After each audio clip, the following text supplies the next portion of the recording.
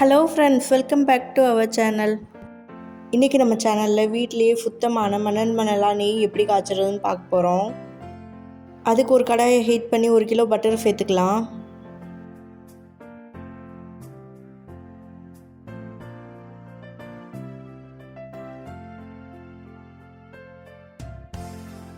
இப்போ பாருங்கள், பட்டர் எல்லாத்தையும் சேர்த்தாச்சு. பட்டர் கொஞ்சம் கொஞ்சமாக உருகி வருது. அடுப்பை ரொம்ப ஹை ஃப்ளேம்லேயே வைக்க தேவையில்லை, மீடியமாக வச்சா போதும்.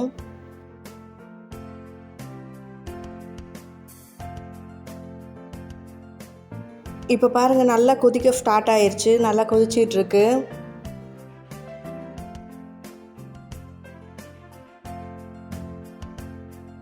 அடியில் பிடிக்காமல் இருக்கிறக்காண்டி லேசாக நம்ம கிளறி விட்டுக்கலாம். நெய் ரெடி ஆயிடுச்சுன்னு எப்படி கண்டுபிடிக்கிறதுன்னா, நெய்யோட வாசம் நல்லா வரும், அதோட கலரும் நல்லா சேஞ்ச் ஆகிருக்கும். இப்போ பாருங்கள், 10 மினிட்ஸ் ஆயிடுச்சு. நல்லா மஞ்சள் கலரில் உருகி வந்திருக்கு.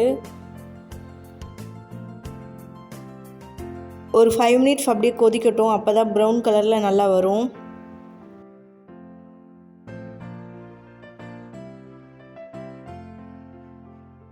ஃபைவ் மினிட்ஸ் நல்லா கொதிச்சிருச்சு. இப்போ பார்த்தீங்கன்னா நெய்யோட ஸ்மெல் நல்லா வருது. இப்போ பார்த்தீங்கன்னா ப்ரௌன் கலரில் நல்லா வந்துருச்சு.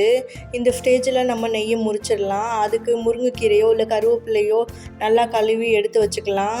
ஃபஸ்ட்டு ஸ்டவ்வை ஆஃப் பண்ணிடலாம். ஆஃப் பண்ணதுக்கப்புறமா அதை நம்ம சேர்த்துக்கலாம். நான் இப்போ கருவேப்பிலையை சேர்த்துருக்கேன். அது கூடவே 1 ஸ்பூன் நீர்மோர் சேர்த்துக்கலாம். அவ்வளோதான். இது இப்போ ஆறட்டும், அதுக்கப்புறமா பார்க்கலாம். இப்போ பாருங்கள், நெய் நல்லா ஆறிடுச்சு. ரொம்பவே சுத்தமாக மணலாக வந்திருக்கு. நல்லா பர்ஃபெக்டாக ரெடி ஆகிருக்கு. இந்த ஒரு ப்ரிசர்வேட்டிவோ கலப்படமோ இல்லாமல் நல்ல சுத்தமான முறையில் ரெடி ஆகிருக்கு. இது பண்ணுறது ரொம்பவே ஈஸி.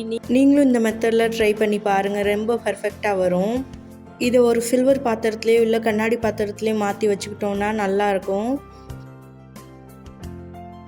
வீடியோவில் நல்லா தெளிவாக தெரியணுன்றக்காண்டி கண்ணாடி பவுலில் மாற்றிருக்கேன்.